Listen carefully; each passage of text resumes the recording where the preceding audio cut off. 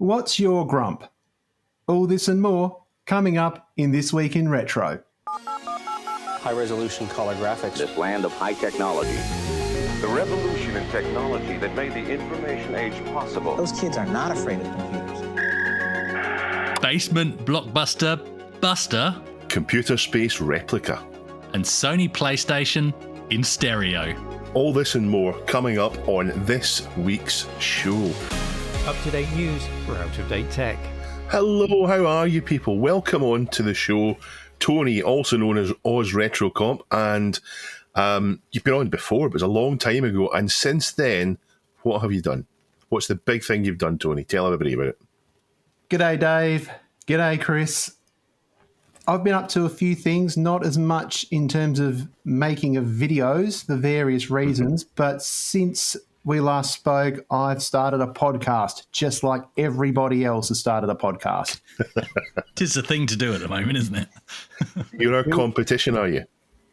Well, I wouldn't say that, but we have certainly been inspired by you guys because we love what This Week in Retro has been doing for ages now, as well as some other podcasts such as, I guess, really the Retro Hour is probably the most obvious one that we've been influenced by because the format we have in ours is that we talk a lot of stuff for the first part of it, Craig and I. Craig's the other guy that I do the podcast with. And the second part of it is where we talk with usually somebody from Australia about their experiences from back in the day, why they do what they do. Also keen to talk to people who were involved in the industry back in the day. And in fact, we've got a gentleman coming up in a future episode who used to run a bulletin board back in the 80s and the 90s. So we want to start getting more of those sorts of stories to try and capture as much of this oral history as possible before it all disappears. So we're certainly keen to talk to a lot more people. We're focusing mainly on Aussies at this stage because we're Australian, and there's a lot of stuff that's happened here in Australia over the years and is still happening now that doesn't really get heard about much overseas, and not just for our own benefit here in Australia, but also for the benefit of people from outside of Australia that might be keen to find out, hey, how does stuff work down here? There's definitely a lot of that happens in retro, particularly in the mainstream media. They tend to not want to tell you 2 or 3 concurrent stories. They'll just tell you about the Nintendo. So they'll talk about one thing and miss out everything else. So it's good that you're doing that kind of thing. I've listened to a few episodes, quite enjoy it.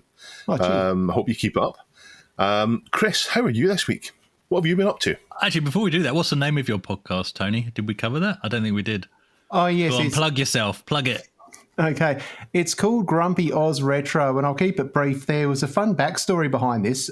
Craig, I'm not going to explain the story as to how Craig and I met, but on our first meeting, we were talking about this sort of stuff. I spoke about my YouTube-y sort of things, and he wants to start his own YouTube channel, and he already marked out the name, and the name was Grumpy Retro Bastard. So when I mentioned the podcast to him, I thought we kind of hit upon the idea of, okay, he can bring his grumpiness, and I can bring my Oz Retroness, and we ended up with Grumpy Oz Retro, and it's just gone on from here. And in case you've missed it, the latest episode of Grumpy Oz Retro is fantastic because we happen to have a guest, our first international guest, in fact, a gentleman by the name of Chris, you may have heard of. Sounds like a fake Australian. Perth Amiga Users Group. And Perth Amiga Users Group does very good work, and he also has a couple other bits and pieces he does, which we talk about as well. Sounds like a totally fake Australian. And you guys swear, don't you? We're not allowed to swear on here, so we won't do that. So, moving on. I had a great weekend, actually. I went along to a thing that I've been wanting to get along to for ages called the Nexus Toy Fair. And the good thing about going there was there were lots of things there to look at, but I wasn't tempted to go down the rabbit hole of toy collecting or comic book collecting, which was also there and stuff like that. But it was still just good to just see another part of the whole nostalgia and retro niche being played out. And all it is, it's a whole $2 coin entry at the moment, and then it's just stalls where you can buy stuff. But all I came away with was things like DVDs of 80s TV shows, a book, and a couple of computer games. So it's sort of stuff I'd have bought at a retro shop anyway. But it was still cool to get along to. And whilst there, actually, while I think about it, I got spotted for the first time, guys. Celebrity. Oh, somebody said, Chris. And I looked at them and I said, oh, hi. And they said, you don't know me, but I've seen you on your channel. So I don't know if they're talking about this channel or my own channel. But either way, hi, Ben. Thanks for shouting out and saying hello. I probably looked a bit zoned out because that's the first time that's happened to me knowingly. So I didn't really know what to say. So sorry if I came across as a bit of an idiot. But yeah, no, it was good fun. And yeah, Nexus Toy Fair, if you're into toy collecting and stuff, check that out. All right, shall we move on? Yeah, I should say that there's no Neil this week. If careful people will have spotted that he's not here. Neil's got some something that he's doing not related to retro and so on, that he can't make it for this Monday, and actually a couple of Mondays coming up. So he won't be here this week, but we have got guests where he's not here. That's why Tony's on. Anyway, shall we get on with it, Chris? All right, so Grumpy OzRetro, that's a good title actually you've come up with there, because my first question to you guys today as part of our first story is, when's the first time you felt old, guys? Dave? I think it's at Tea in the Park, which is a music festival in Scotland. It was along the same lines as Glastonbury, and maybe about 15 years ago, I noticed myself saying, they're letting too many people in, people aren't moving about. And then I thought, hang on, maybe Dave, maybe it's you, maybe it's not everyone else, maybe you're just getting a little bit old for that. So I would have been in my mid-30s at that point, and I would have been grumbling about a sore back and sleeping in a tent, and having my third day of being absolutely bladdered in a row and being grumpy about it. So that's when I noticed I was getting old. What about you, Tony? Oh, God. I remember the first time was probably about 10 years ago, but it's a really tedious anecdote, so I'm going to leave that. But I'll mention the most recent time I felt very old. My spawn, he's 16, so he's just started learning how to drive. And a couple of weeks ago, I took him out for his first lesson in his mum's car. And when I got into the passenger seat next to him, it clicked. It just occurred to me that this car is actually older than he is.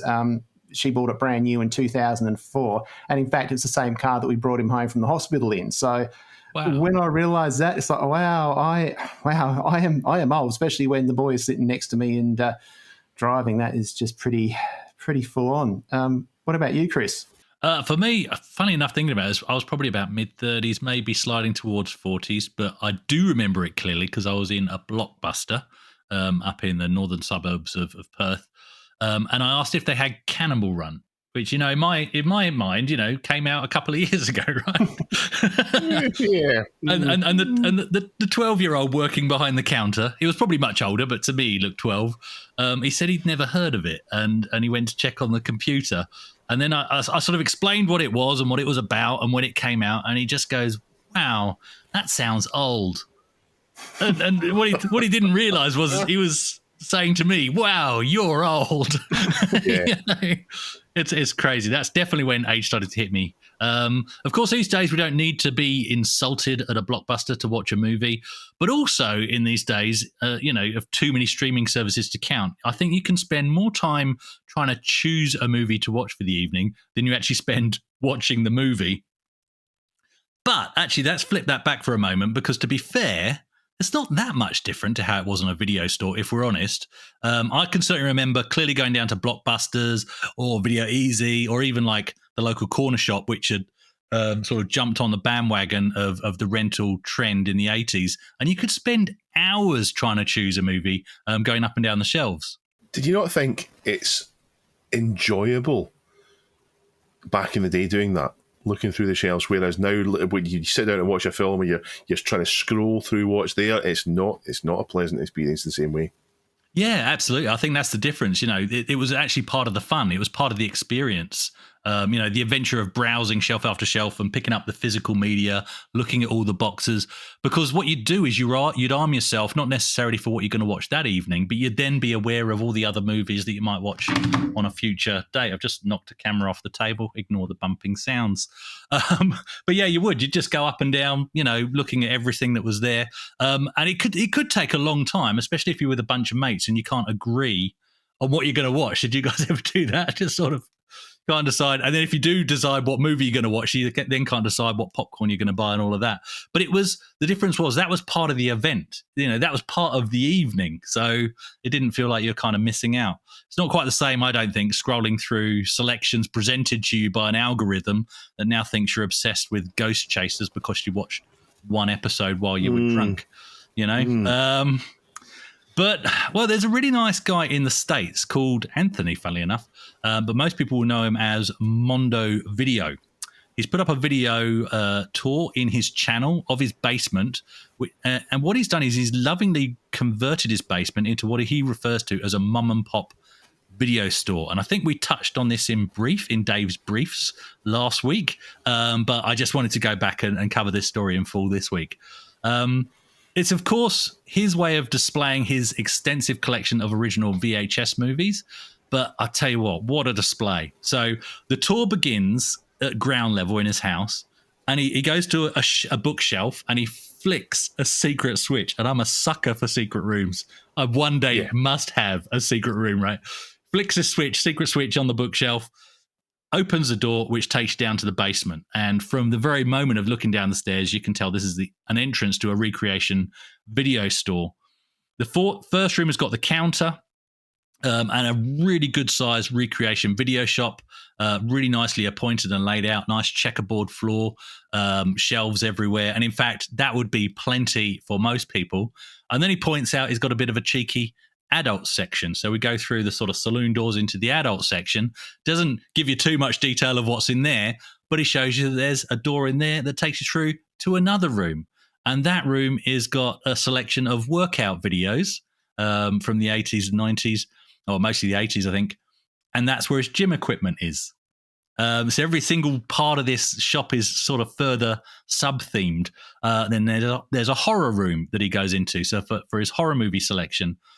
And then there's another secret switch on another set of shelves. So it's literally a shelves of videos this time. And he flicks one of the videos at the end. It opens another room. And he's got a kitchenette in there and even more video categories to browse through. It's absolutely amazing. And it's a short video. It's less than 3 minutes. I could seriously spend 3 weeks in that basement and not feel I've wasted my time. So, guys, it's a topic we've not really touched on this show.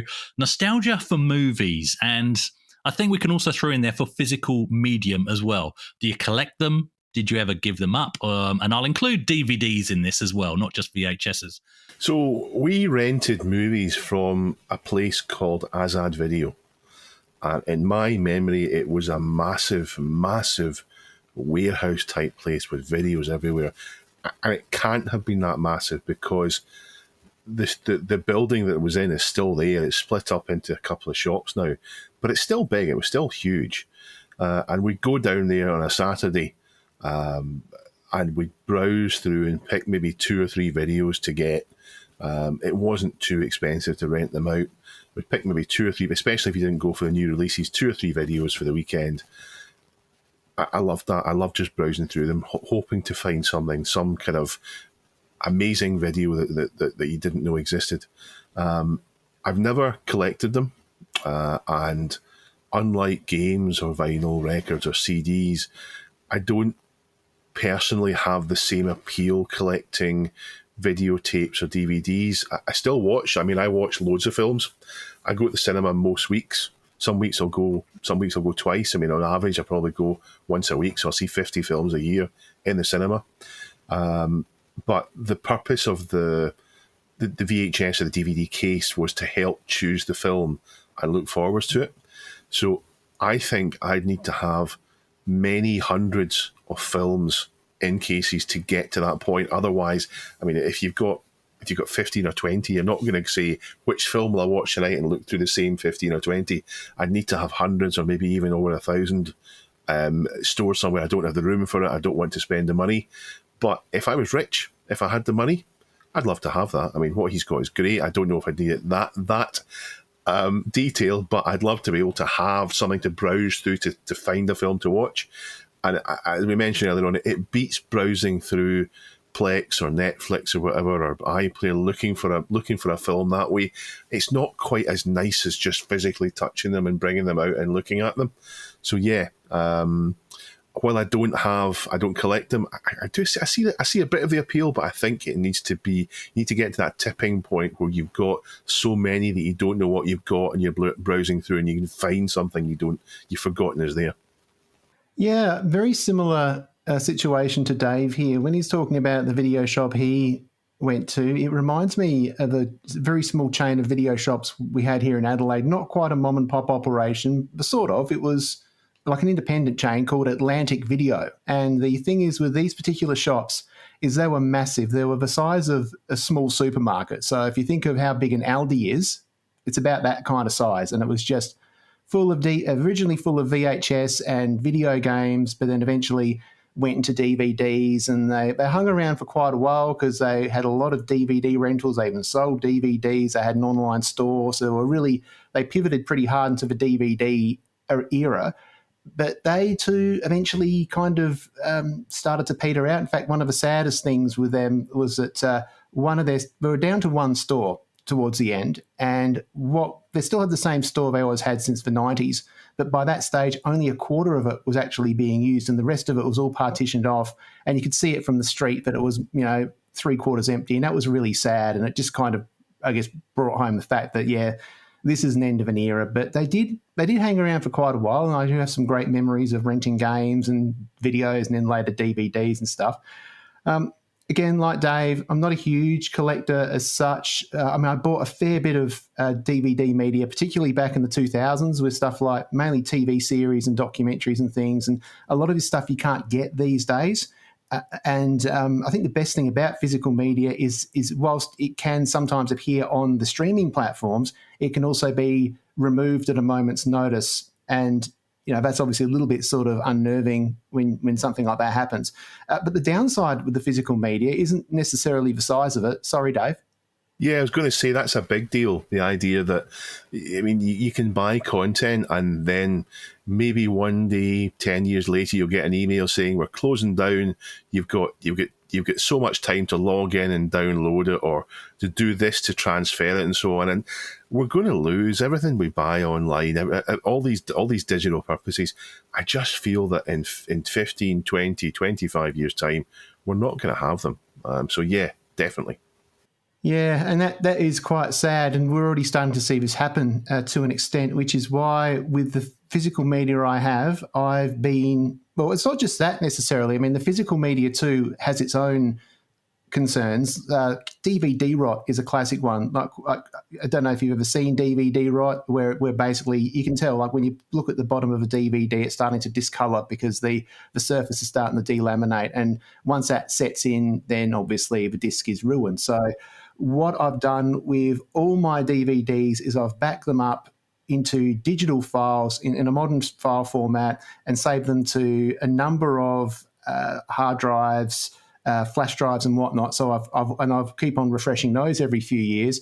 That said, obviously there's a legality situation which can sort of probably a bit out of scope for this particular conversation. It's certainly not an endorsement of doing what I actually do with this sort of stuff. And if you have to drop a disclaimer in here to say that, that's cool.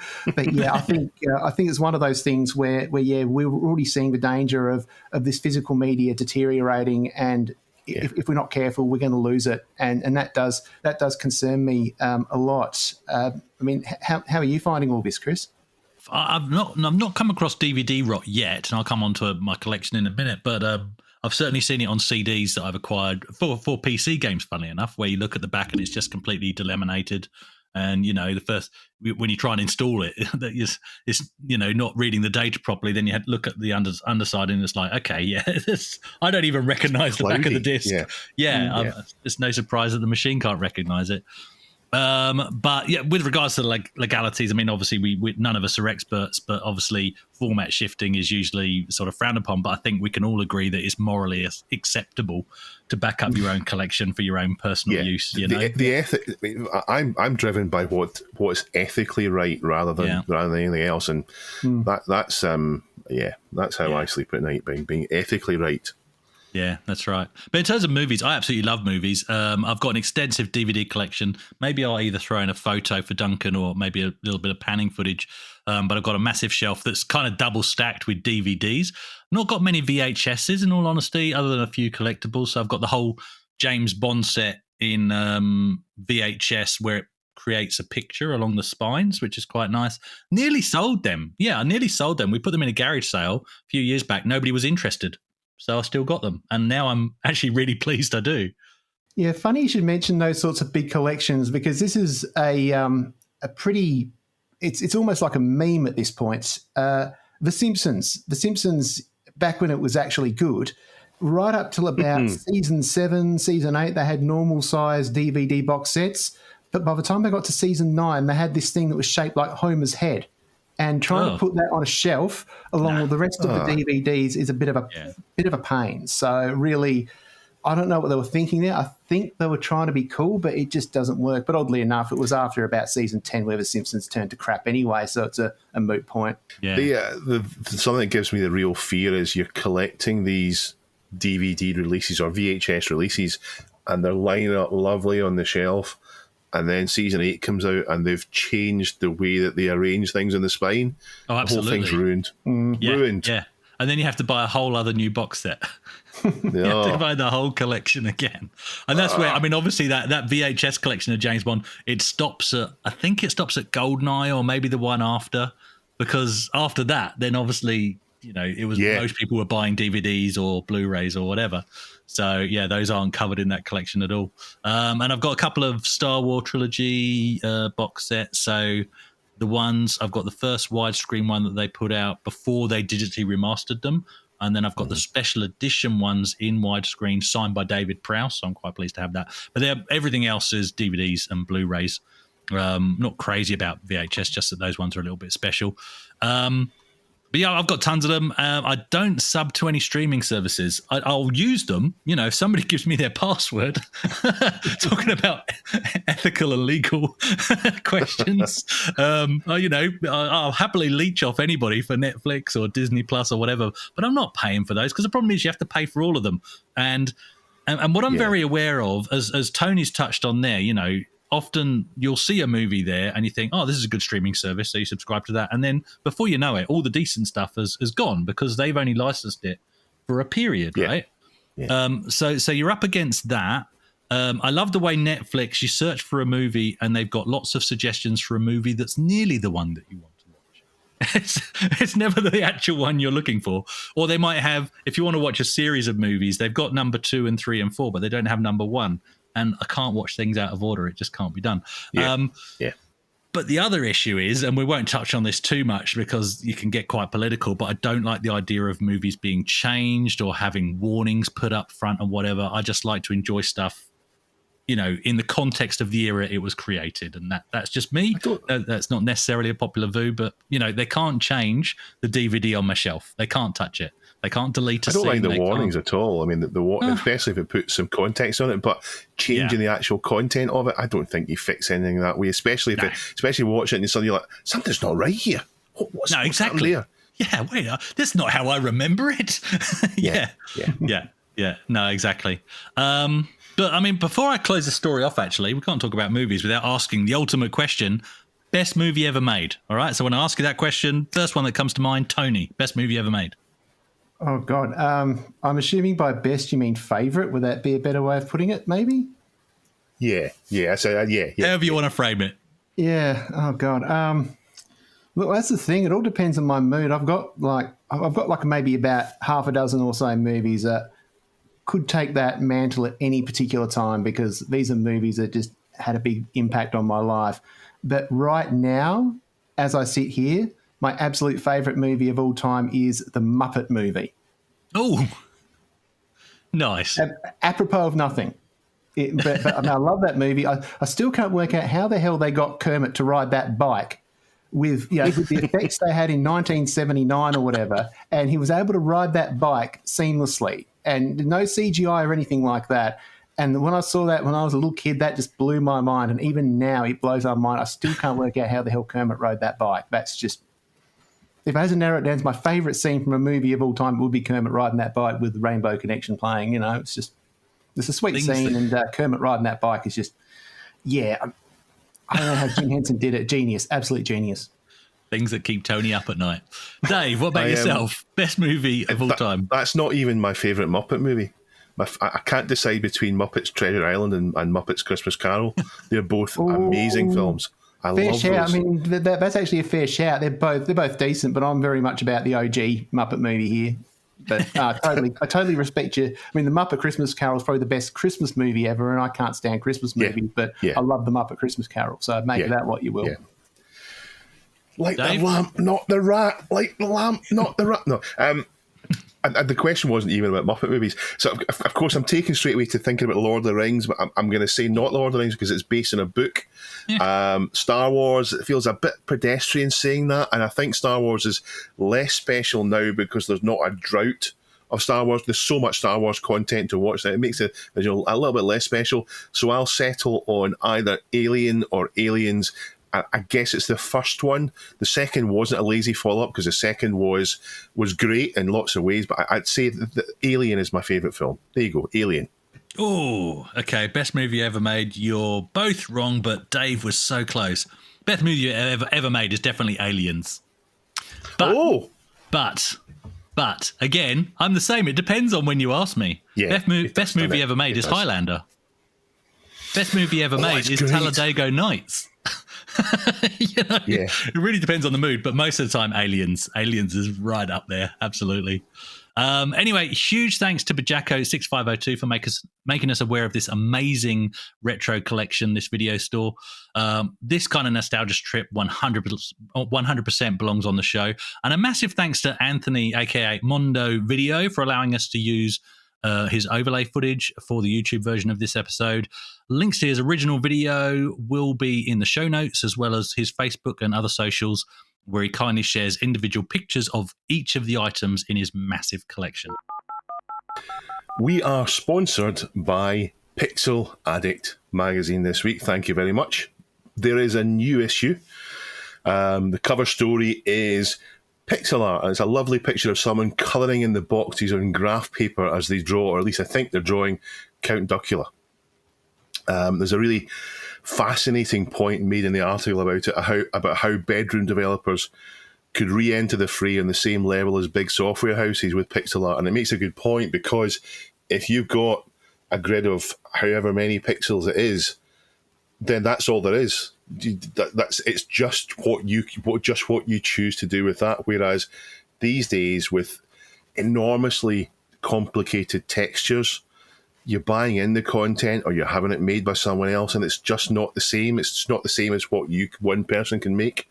So maybe that's the purity of pixel art. There's also an article on Games Workshop video games in the 90s I've not read yet. I'm looking forward to reading that one.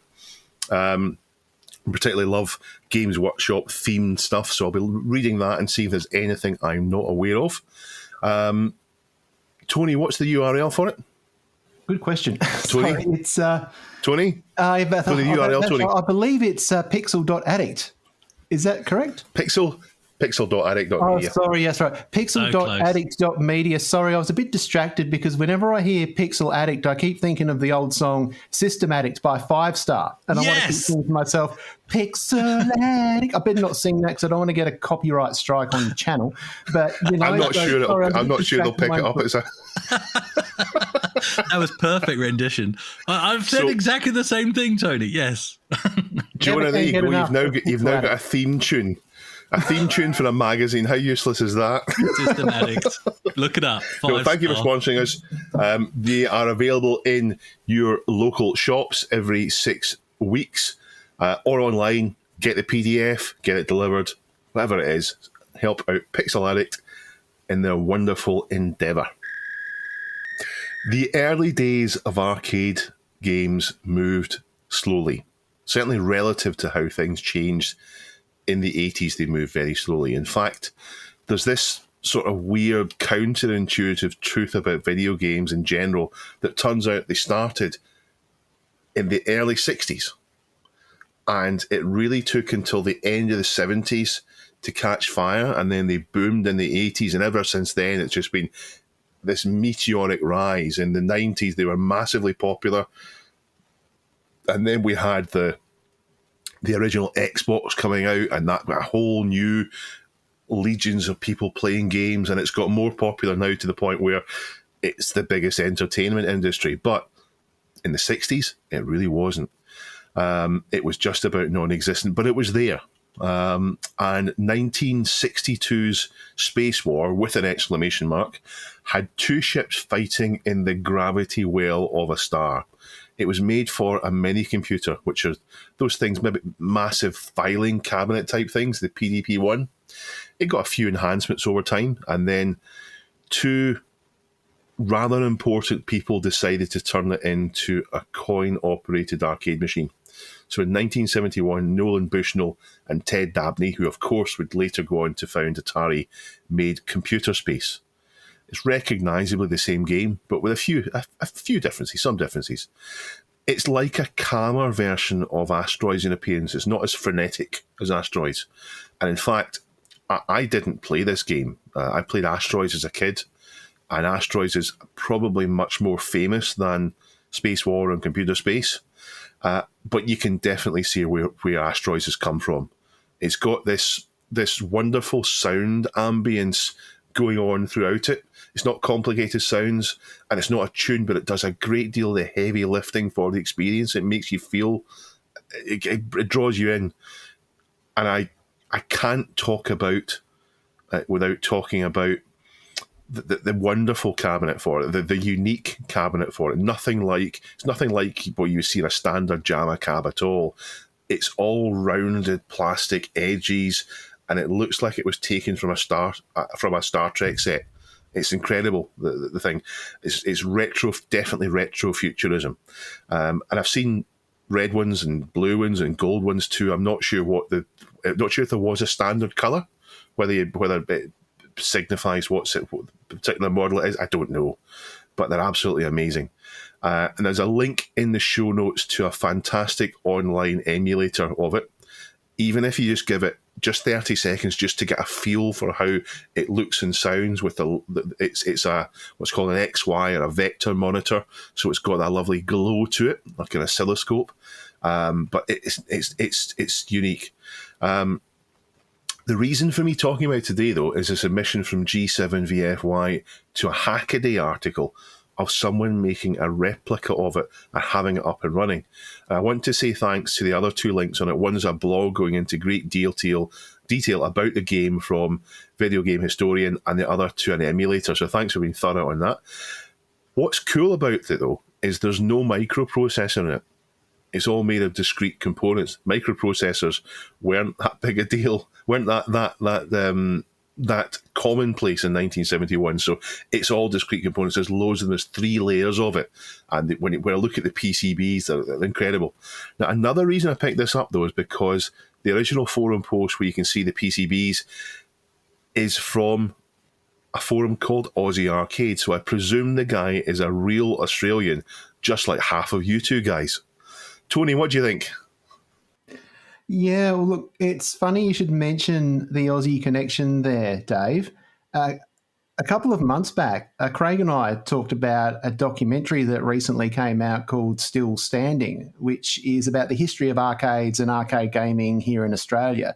And even if you're not an Australian yourself, you'll probably get a kick out of it because there's some fantastic stuff in there talking about the people that were involved with arcades back in the day and enthusiasts, and some people, like there was one dude who'd been pretty much hoarding machines for the last 40 years, just sort of accumulating them as nobody wanted them, and there were people being thrown out and left in paddocks and dumped or whatever, and it was kind of like gradually just, like I said, this he had like a warehouse, well, not quite a warehouse, but a very, very big shed out in Queensland with all these old machines in them. It's a fantastic documentary. It's available online. I think Tubi TV is where it's available for free, 100% legal. So definitely worth checking it out there. But I think it also might be on a couple of the streaming platforms, like I think it's on Prime and a couple of others. So it's definitely worth looking for. It's called Still Standing. And did you want me to leave a link for you for that one? Yeah. Yeah, okay. Duncan will add a link to the show we'll notes. organise that. That's cool. But speaking of Australia, Australia was an interesting place back then because obviously being a fair bit away from the rest of the world and having tariffs and stuff, so importing stuff was expensive for various reasons. And there were companies down here that actually made arcade cabinets and made a lot of the components down here, obviously importing the ROMs and stuff from overseas to actually make them work. And probably the most famous one of those is Leisure and Allied Industries. And their machines were everywhere. And the thing is with the machines, their machines are very distinctive because they're all basically the same design. It was like an upright. They had two designs. Like an upright cabinet was probably the one most people saw, and it was like had like the veneer sides and all that stuff. It just looked like the wood veneer kind of 1980s television. And the only way you could tell which game was actually on it was by the marquee along the top of it, because they're all a very generic sort of case. But obviously the buttons are all the same as well. I think they were all made in Australia as well back then, because that's how it was. And the other style of cabinet you'd see here a lot would be the cocktail cabinet, which the one we'd sit down, and that was pretty cool as well. But the funny part is with these sorts of cabinets is that obviously the games for the most part were properly licensed, but particularly towards the end of the 80s and the early 90s, when you could tell that these machines had been around for quite a while and may have been sort of like second-hand or third-hand by that time, you'd start seeing these games that would pop up on these machines, and it would say stuff on there like only like the exact phrase. I think it's like not for sale outside Japan. That was a phrase. And I think it's called the attract screen where this shows up. And I thought it was really weird. Like you go to a dodgy little fish and chip shop and you say not for sale outside of Japan. We didn't think about it back then when we were kids. We just put our 20 cents or our 40 cents in there or whatever. But I just think it's funny how towards the end, that's how things kind of went. I mean, bear in mind, I probably have misremembered a few things here, and it's been a few months since I've seen Still Standing. So look, if there's any factual errors that I've made here, that's what the comment section's for. That's what the subreddit's for. So I'm more than happy to have people jump in and kind of clarify anything that I've actually said. But as for Asteroids, my first memory was playing that on an Atari VCS at a friend's house when I was about 7, I reckon. And all I remember about it is I found it quite tricky because stuff was coming from me at all angles, and I was only barely struggling with Space Invaders at the time, because that was kind of, obviously you're 7, you sort of struggle a bit in general. But that was my first experience with Asteroids. How did you find it, Chris? Well, before I get into Asteroids, actually, my ears pricked up when you said about Leisure Allied Industries, because I suddenly thought, wait a minute. And sure enough, I've checked on Marketplace on something I've been keeping my eye on. I'm not going to buy it. I'm not going to buy it. But it would have been a later one. There's a stand-up cab, Neo Geo. And he's got some games to sell with it. And part of the description says, selling an original Australian Leisure Allied Industries, Neo Geo 2. So there you go. And I can see the cab. I mean, most of the Neo Geos were like that. They were kind of generic cabs, depending on who was putting them out at the time. And they could easily swap out the game boards, as you know. But there you go. So when I read that on Market, I had no idea who that was. I didn't know the Australian history. So that didn't pique my interest. Now, damn it, that's in Perth too. Anyway, I'm going to ignore it. Yeah, I think the Still Standing, I think they talk a little bit more about LAI as the enthusiasts call it. And I'm surprised there's not more about them on the internet. And one of these days, on the ever-growing list of videos or other content, that I think needs to be made to talk about these bits of Australian gaming and computing history, someone really needs to do a deep dive into LAI and really just make some... make like a really like deep dive in terms of like a doco or whatever. Maybe not quite the same caliber as Still Standing with like a proper film crew or whatever, but there's certainly some stories to be told about about all this sort of stuff down here, for that matter. You're making me want that cab more and more. Don't do it. Asteroids. Before I get distracted. No, I got my car needs a new fuel tank. Right, so Asteroids. I definitely played Asteroids, and it's not necessarily Asteroids as in called Asteroids, but it's one of those games that is so popular that it's been cloned over and over again. And it falls into one of my earliest gaming memories of playing Mindstorm on a Vectrex a couple of doors down, which I lied on your podcast, actually, Tony, because I said I would have been about 6 or 7. I then went away and did the maths, and with the release date of the Vectrex, I must have been 8 years old. So there we go. Public correction. I'll make sure that goes in the next episode, Chris, as part of our feedback section. As part of your Tony's briefs. We call it the feedbag because it's not quite feedback and not quite a mailbag. So, and it was just exclusively to use the sound effect of a horse eating out of a feed bag. But sorry, there's nothing wrong with that. But now I'll shut up.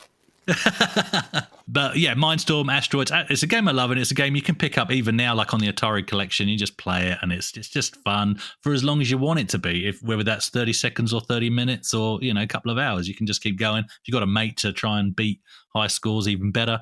But not played the other two, not played Computer Space until I had a look at this emulator that you mentioned, Dave. So I did have a look at that. And I think that's a very good example of what I was talking about the other week of hoping that emulation starts to mature in terms of, okay, we can now emulate the chipsets, we can emulate the game ROMs. Now let's start to emulate what they actually looked and sounded like as you played them and start to bring more of that sort of tactile feedback into emulation. And this does that very well. It emulates the bezel, including handwritten notes explaining what the numbers mean on the side because there's nothing on the screen to explain it. And even the sound, they've tried to mimic that sort of fairly poor quality early speaker inside the cab. You got a bit of a hiss to it, rather than, they could have just taken the pure digital sound effect and pushed that through emulation, but it would have sounded too crisp. And what I really like, and this is what I'm talking about, especially for vector-based games, is they emulate the light trails on the screen when things move. So they've sort of thought about, how did the lights dim as stuff moved from one spot to another, and how can we replicate that in the visuals in emulation? And it's lovely to play. It's really cool, but it's a bit of a, I tell you, those saucers, they're very good. If you ever go at this game in emulation, just watch out because they're very good at shooting off the screen to shoot you up the butt. It's really not good. It's at a reasonably early stage, and getting this whole thing working is a reasonably early stage because getting these PCBs and the logic working is only one step along the journey. The next stage for them is to get it connected up to some kind of monitor. But I hope this ends up being with a full-on replica from scratch all the way through to getting the molded, weird-looking Star Trek cabinet done at the end. So it's fascinating. But as I've said, take a few seconds to look at the emulator to get a vibe for it. It's otherworldly. Just something about it. Something about it. Into the wonderful. Into the wonderful. Some interesting responses in the Amstrad and Sinclair Spectrum thing. I personally thought the 128 was the Toast Rack was the last Sinclair one, and the +2s were Amstrad. On the podcast, I think you, Chris, said it's not the case, and other people have said no, it's not. Yeah. But there's been discussion, and it's not clear. +2 was the last one, and then Amstrad took over with the later +2s. It's not clear. People, people are saying both, so I don't know. I've not had a chance to find a thorough answer on it. I will at some point, and I'll go back through the comments and maybe find out if someone's got a definitive kind of, here's the kind of the answer on it. We're still getting lots of interesting stuff about Radio Shack and Tandy, lots of people's experience, so it seems as if it's a really important place in people's memories, and quite a few mentioning the Battery Club, which we had no idea. I had no idea about the Battery Club, but it seems lots of people remember it and like it. Tony, do you know about the Battery Club? Yes, I do, and I'm a little bit surprised that you hadn't heard of it, because I thought it was everywhere where there was a Tandy or a Radio Shack, and it's quite a big thing in popular culture. I've heard it mentioned I think it was even mentioned in an episode of The Simpsons once, so it's actually a pretty big thing as part of popular culture goes. And the way the Radio Shack Battery Club would work is that once a year, I think it might have been with the big catalogue that you get once a year, but you'd get this card, and it would entitle the bearer to one free battery a month. And it wasn't like an alkaline or anything. It was just like your standard, whatever it was, like super heavy duty type of whatever they used to make them out of. And it was your standard, like, think back in those days, you could either have a AA, a C, D, or a 9-volt. Now, I know some people would just grab the 9-volt every single month because it was the most expensive battery to buy. But I didn't really have much of a use case for 9-volt, so I would just get one AA battery a month, and I would find I'd get a little bit of free runtime on my Walkman. Not much runtime, because I did listen to a lot of music, but it was nice to get 5 hours worth of free runtime on my Walkman once every 2 months. So it's a result. So you would go into you would get this and you wouldn't pay for it. The battery club No, would come it free. was complimentary. You get this card and you go up to the tandy and you'd go and you'd say, look, I would like a AA battery, please. And they would give you a AA battery. They'd cut the little, I think they use those little things that would punch the tickets to actually punch a hole in that month. And you'd be able to come back next month and grab the next battery. Or did they cross it off? I forget how they did it, but there was literally like tick off each box. It was kind of like when you'd go and like when Subway used to have the sub club where you'd actually get stamps every time you'd buy subs, and then you'd collect. It's sort of like that sort of situation, like a loyalty type thing. But there was no purchase required other than the initial like big ass catalog, which was like $1 or $2, and that was like the big catalog for the year. I guess that from their perspective, it got you coming into the shop, and 9 times out of 10 if somebody goes in there, unless they're a kid like us who would be having no money at all to spend, then there would be other purchases made. That's wild. In other news, we mentioned stereo separation, and we talked about this thing, the Base MX. So I bought myself a Base MX, which is a little add-on board that goes on the back of the Amiga, and it connects. It takes power in. It connects to the inputs of the Amiga and outputs on RCA, and it will help balance the awful stereo separation, terrible stereo separation that makes the Amiga totally useless. Chris, is that? Sorry, Dave, your microphone cut out there. I don't know what's gone wrong. I don't, is that what this button on the control thing? Okay, hang on. I might have muted you accidentally. You have to unmute yourself. I can't unmute you. Well, saying that the Amiga stereo separation's bad is like saying that surface noise on a vinyl record's bad. It's an operating characteristic. It's part of its charm. I don't know what happened to your microphone. Sorry, Dave. This improves it. You'll still get a separate stereo separation, but you'll also it will move the lower frequency stuff into the center, where the lower frequency stuff really belongs there. Now, it turns out that producer Duncan also bought one, and he's had a chance to use it. I've not had a chance to use mine. I'm swamped at the moment. And my Amiga's working, so I'm not going to interfere with it for a while. But he's connected it, and he said he plugged it into his big stereo, and it works pretty well. So there you go, a solution for a problem that I identified with the horrendous Amiga sound. Oh, it nearly happened again. I think it's that NBN, Chris. Stop bullying me. Using Brief from the subreddit, there's an Ultima-inspired game, Moonring, which is available for free. Loads of positive responses to it. I've got a video in my watch queue to get to. Test has put in a Mr. T advert for the Atari XL. This is Atari. This is nothing like his voice there. Don't even do that again, Dave. That was terrible. I can't do a Mr. T voice. He says, this is Atari. This is the best. Tomorrow's World from the 60s segment on computer terminals in the home. So Tomorrow's World was a TV program on the BBC in Britain in the 60s, 70s, 80s, 90s. I don't know when it stopped. And it would talk about what's coming next. It was always positive. It was always forward looking. We all loved it. And they were talking about having computer terminals in the home. And it didn't turn out that way, although it did in France, I think. There's a video from Vintage Computer Fest this year with Leonard Tramiel, the son of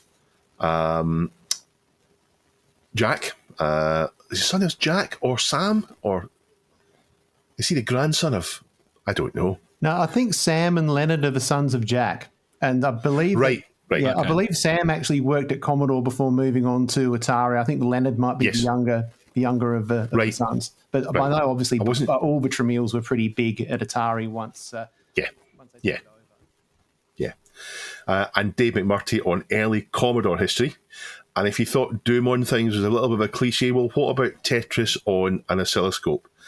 And an interesting article suggests that things might become retro when the online service gets taken down. And I liked the idea until I thought more about it and thought, hang on, that means Diablo 4 will be retro next year when Blizzard kill it off. It's that unpopular. There's much more in the subreddit. We'll go and have and take a look and see what you like or submit articles to it. Chris, There's one. You've got thing something to say, haven't you? Yeah, I have. There's one story we're not going to cover ever, and I'm tempted to say we're never covering any more stories from GameSpot. It's a very serious thing I've got to say, because they did a story of the best Batman games of all time, and they didn't feature Batman the movie on the Amiga. They instead chose the NES version of the 1989 Batman game. So that's it. I'm off GameSpot. Don't post any more stories from Game. You can, but yeah, we're not covering that one because they got it wrong. I think they're American. That probably explains a lot. The NES version is a completely different game. It's not the same game at all. It's completely different to the Amiga port of the Atari ST Classic Batman game. That's it. Yeah, the list is wrong. Terrible. Okay, so once upon a time, I had an Atari Jaguar because Atari made games, so it was going to be awesome. Meanwhile, my eldest sister held off buying a gift for her son, and eventually on release bought him a Sony PlayStation, something I'd stayed well clear of because Sony make hi-fis, they know nothing about gaming. Well, the PlayStation bloody well took off, didn't it? And a big part of that was the music. Okay, the PlayStation, while not the first console to use CD as a media, sure became the first successful one, in my opinion, and enjoyed mass adoption, as we know, and continues to this day, now in its 5th iteration. Back then, it kind of blew us away. You know, awesome games, excellent graphics, but the sound and the soundtrack with mainstream bands getting on board, like, you know, Cold Storage, Chemical Brothers, and Left Field, it was just absolutely stunning. It was almost like VR for your ears, Dave. And I recall it was kind of a turning point in my understanding. Was a conversation with a colleague at Woolworths where I worked at the time, and he pointed out to me, he said, but it uses the CD to play the music, and it's CD quality music. Have you even played Wipeout? Were his words. And that's when it started to click with me how you know important this technology was. There's a story shared with us by Nick Farley, and it's not from one of our usual sources. It's from whathifi.com. The story is about the original PlayStation still having a following, but not just from gamers, but from audiophiles. So it seems there's a bit of a niche group that likes to use PlayStations, the original PlayStation, just for its CD playing capabilities. And those using it for audio seem to even get a kick out of modding them to make them look more hi-fi, in inverted commas, as well. So, guys, let's just jump in. Memories of the original PlayStation, but also music on CD. Is that still a thing for you guys, Tony? Yeah, I'm glad you picked this story up, Chris, because I've got plenty to say about this, and it feels like it follows on nicely from the cassette story from last week's show. You're absolutely spot on about the soundtrack music. The PlayStation, as far as music integrating with games, that was an absolute game changer. That was an absolute game changer, if you'll pardon the pun. But what I find really amusing about this particular story is that I remember discussions back in the mid-2000s about how the OG PlayStation, I think it's the SCPH 1000 series, was supposedly an audiophile quality CD player with this amazing laser and this really hardcore DAC and all this other sort of stuff. And to make sure I wasn't misremembering, I went back to the forum that I saw this on, you know, back in the day. And yet there are still threads from 2005 where they're talking about how the original PlayStation is supposed to be just an awesome CD player.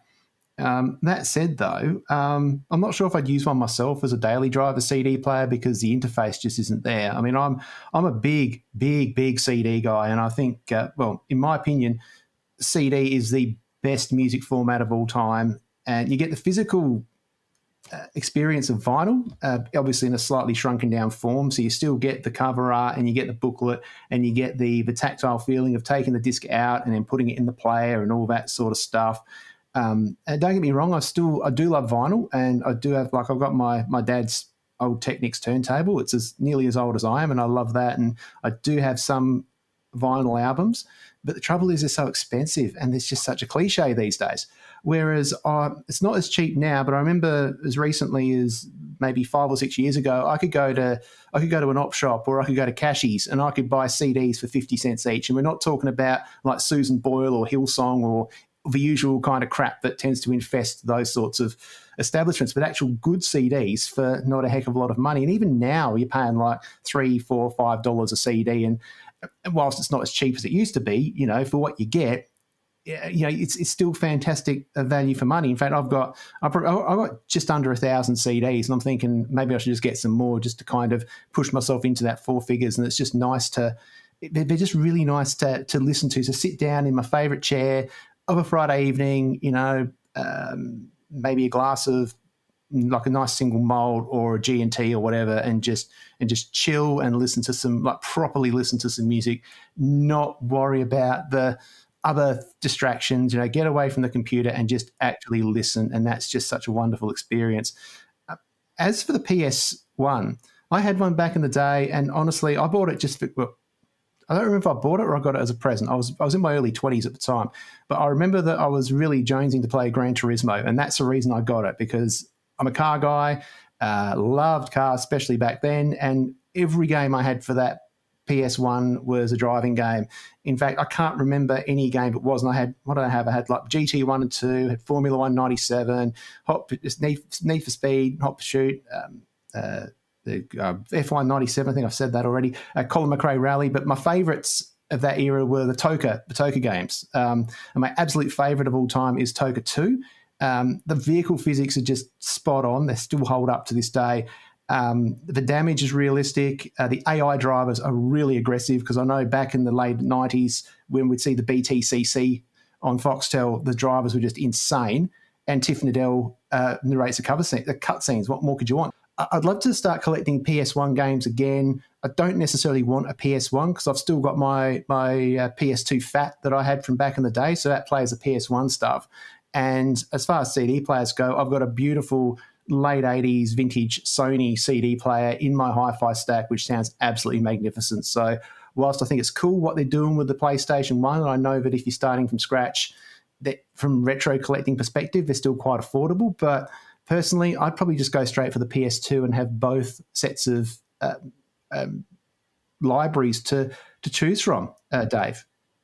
My audiophile snake oil klaxon is going off in my head.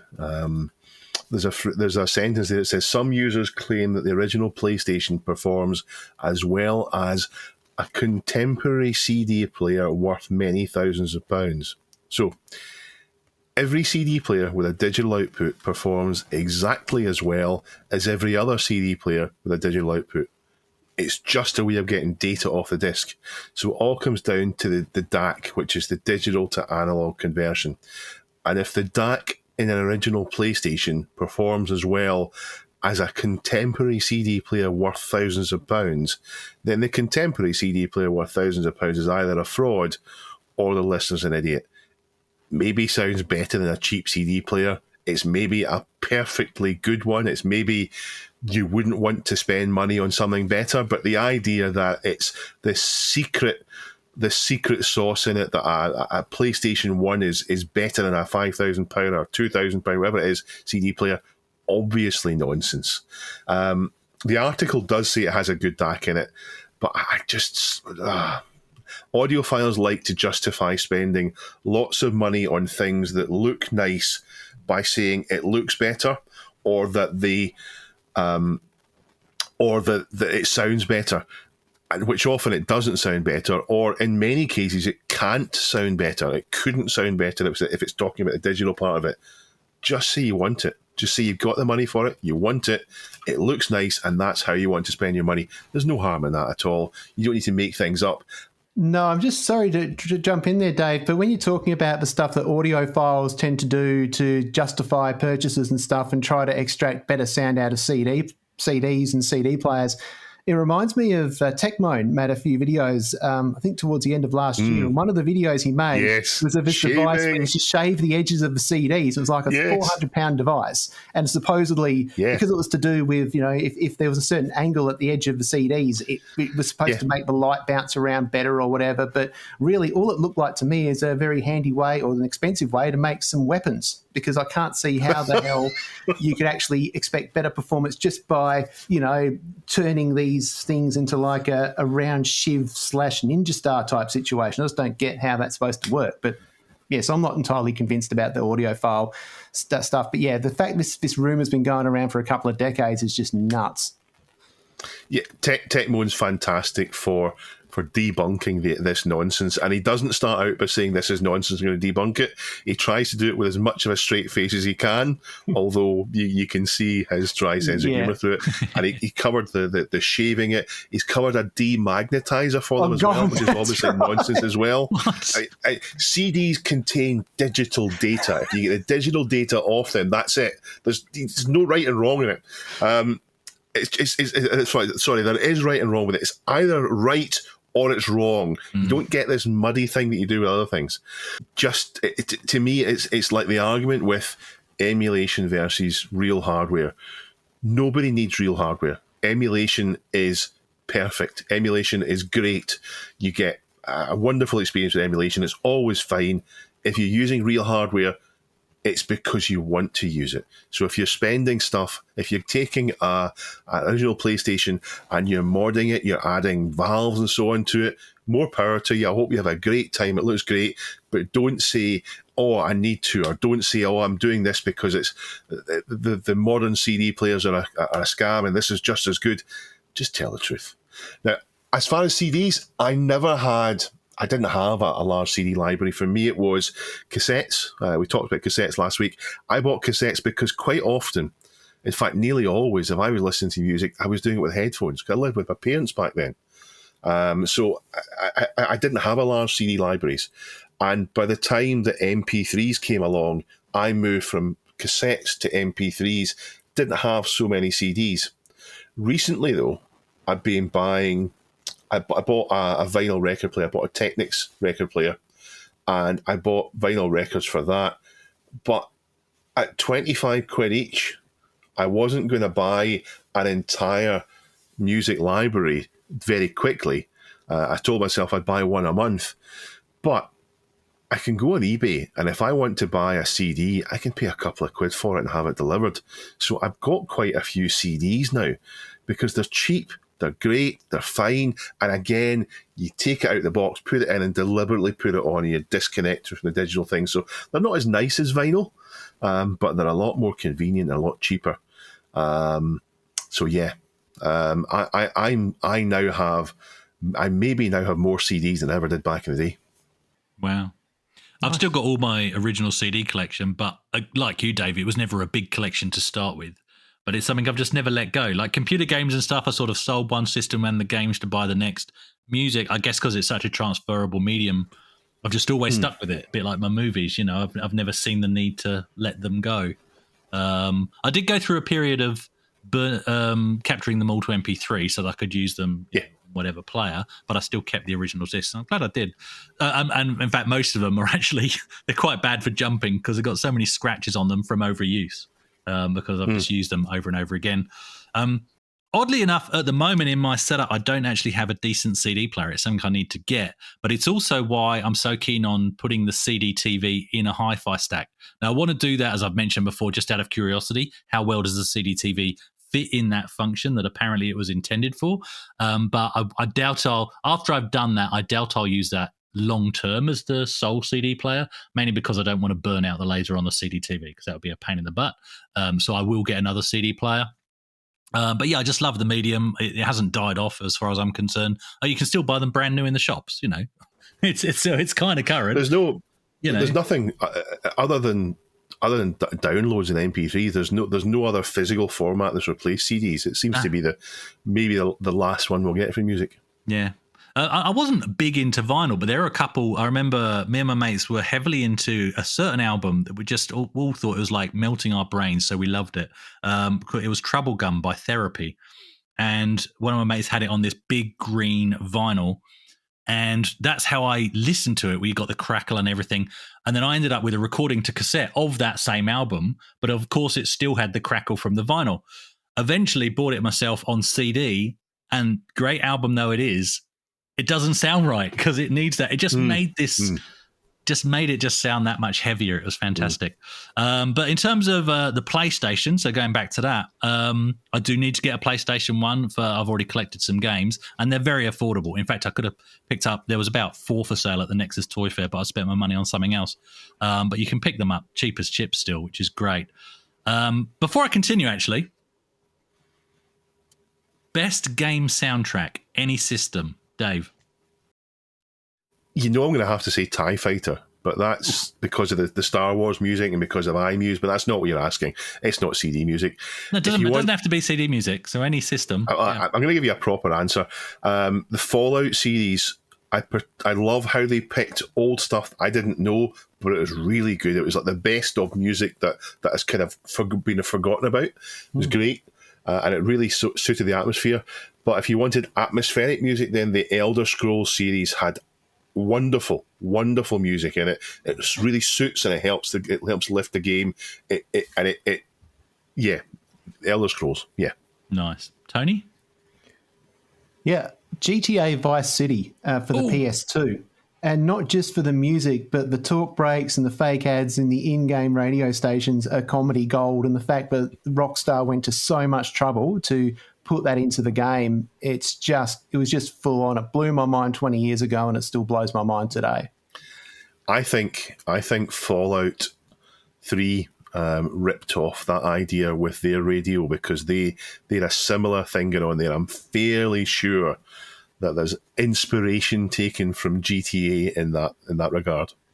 I had Vice City on the PC, and the most dangerous discovery was finding the WAV files on the CD. Or was it? Or no? How did I convert? I remember I basically got the sounds off the CD, put them into MP3 format, and put them on a CD to play in the car. So I had the Vice City radio stations in my car in real life.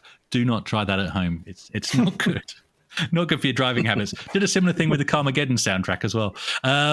For me, actually, Carmageddon soundtrack, that's fantastic. Obviously, you've got Quake 1 and 2. They've both got fantastic soundtracks. Can't really pick one. Wipeout. Going back to the PlayStation, Wipeout was fantastic. So even though I never owned a PlayStation, my nephew did, and there's definitely got some standout games that I've got a lot of nostalgia for. Destruction Derby, fantastic. Doom, I swear it's the best port of Doom. I'm sorry, I'm going to say it. PlayStation port is fantastic. Doom 1 and 2. And again, the use of CD sound rather than the original soundtrack actually makes it a lot more atmospheric. The original Resident Evil, Battle Arena to Shingen, and of course Gran Turismo, as you mentioned, Tony, as well.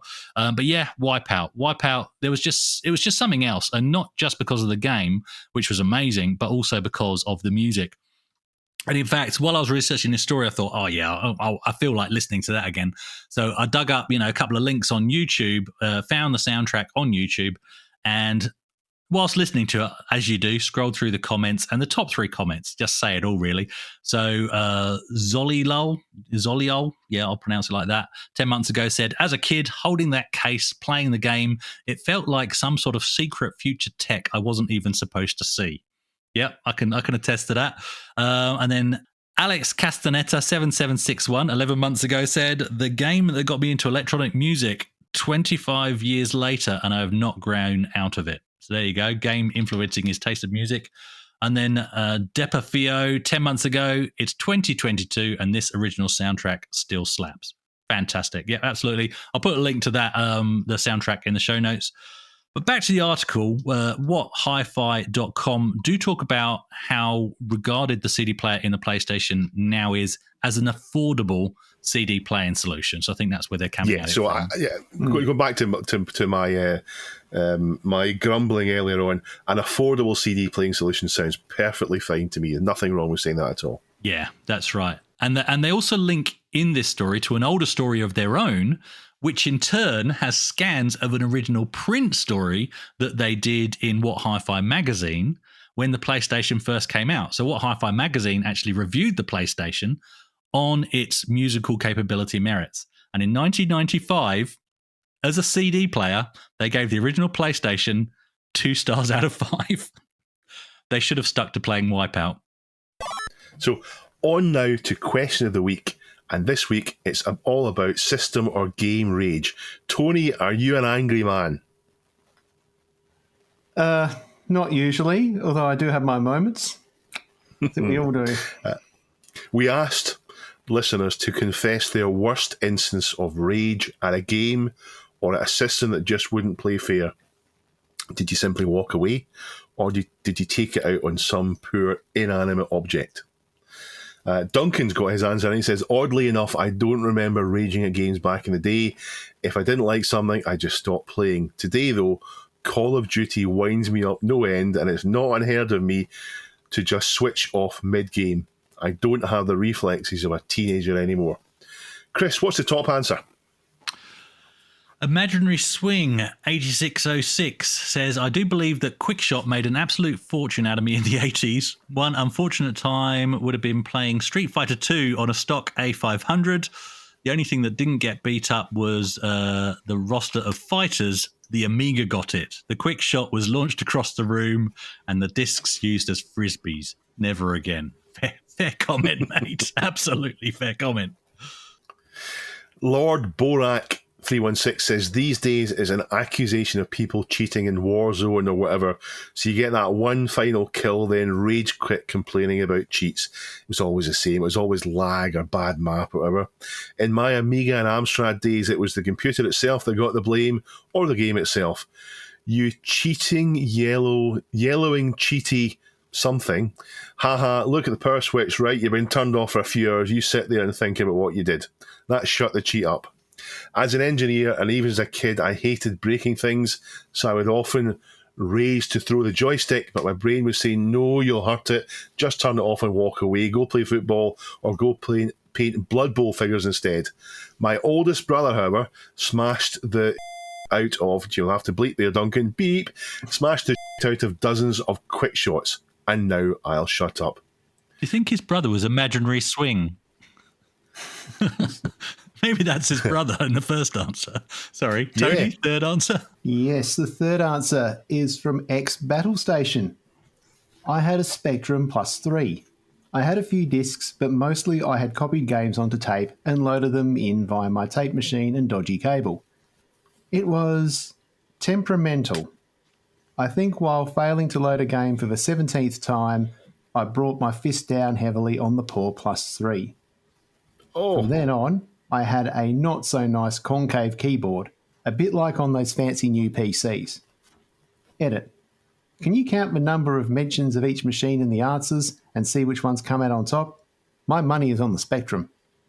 Yeah, and we talked about this in Discord actually this week, and the view was that if you had a plus 2 Spectrum or a CPC 464, the ones with a built-in data set, you had an easy life. Yeah. And if you didn't, if you had to buy your own data set or tape deck, then it was down to whether you got a good one or not. I think I must have a good one. I think, Chris, you must have had the worst one in England when you bought it. Well, also as well, to add to that, the port on the back of the Plus 3 was not the best quality, and it was known to come loose as well. So you were fighting that as well. I had mine repaired about 4 times. Yeah. I came to the Spectrum party extremely late. My first Specky I got in 2020. So I've never had these problems because I've either used the, I forget the name of the app. I've used an app on my phone to load games. Or I've got a Sony SCM, but it's a Sony TCM 818 cassette player. It's an excellent cassette player. In fact, I think someone else, Chinny Vision, is a massive fan of these. He made a video about his favourite. I know the one. The black one. It's a black one. It's like sort of instead of being like a shoebox, it's kind of like they've turned it around 90 degrees. Not quite period correct, but it's a brilliant machine. I never have a problem with loading stuff into my Electron or any of my Speckies or anything like that. So, yeah, you're right. I think it boils down to just how good the data set is. And oddly enough, I didn't have problems with my Commodore data set either with my VIC-20 because, again, it was made for that machine. Yeah. Funnily enough, I'm having the same journey. So with the particularly picky Spectrums, I've got one of those Audi retro-style boom boxes, and that's fine so long as the tape isn't stiff. But that can cause me problems as well. I've got an original data set, but of course it's old. I have replaced the bands, but it still doesn't seem to help and is prone to chewing tapes. The best machine I've got in the house is a little bookshelf hi-fi stack. CD player doesn't work on it, but the tape, it's a Sony Picked it up for $10 from an op shop, and the tape deck is just amazing. And I know, very simply, if it's the Electron, half volume, if it's the Spectrum, full volume, and games load first time every time. So it's my go-to. If I'm having an issue with a game, that's the go-to. Yeah, it's all down to the mechanism. On to this week's question of the week. So go to our subreddit, www.reddit.com/r/thisweekinretro. Link in the show notes where you can submit your answer to Chrissy's question. And Chris's question is, what should be this week's question of the week? Because we haven't come up with one. What were we going to do? Did we? did. Oh, you worded one and wanted me to put it into English. Yes. What was it about? That's why I'm dropping you in it. Oh, that's right. I remember. We're going to keep all this in, aren't we? Yeah, Duncan, keep all this in. So basically, I've got to reword what Dave said now. Okay, so basically, one of the stories this week was about people using the Sony PlayStation predominantly as a CD player rather than a gaming console. So we're interested to know, are you using any of your retro kit predominantly to do something potentially that isn't its primary function? Whether it's maybe you spend most of your time with your Amiga just listening to music on that in beautiful separated stereo, playing mods back, something like that. Or do you use your PlayStation 2 primarily as your DVD player, your PlayStation 4 even? I know that's not retro. Is that your Blu-ray player more than it is your gaming console? So what do you use your kit for that isn't its primary function? And if you want to play this on hard mode, do not mention the ZX81 as a doorstop.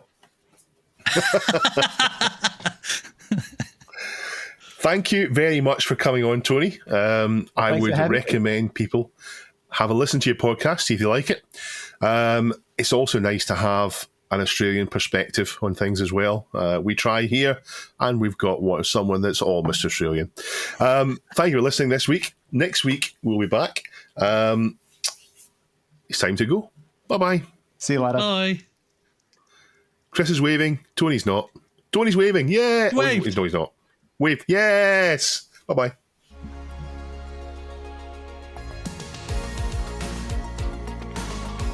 This Week in Retro was presented by Neil from RMC The Cave, Chris from 005 Agema, and Dave. It was produced by me, Duncan Stiles. The podcast version of the show is available through your favourite podcaster, including Apple Podcast and Spotify, and the video version is available on the This Week in Retro YouTube channel.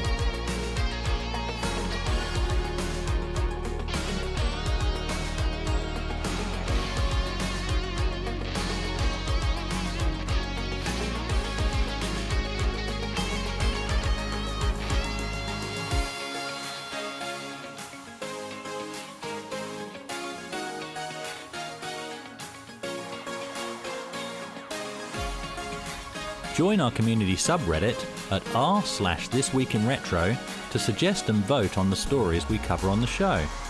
If you watch This Week in Retro on YouTube, please give us a like and subscribe to help us reach new viewers.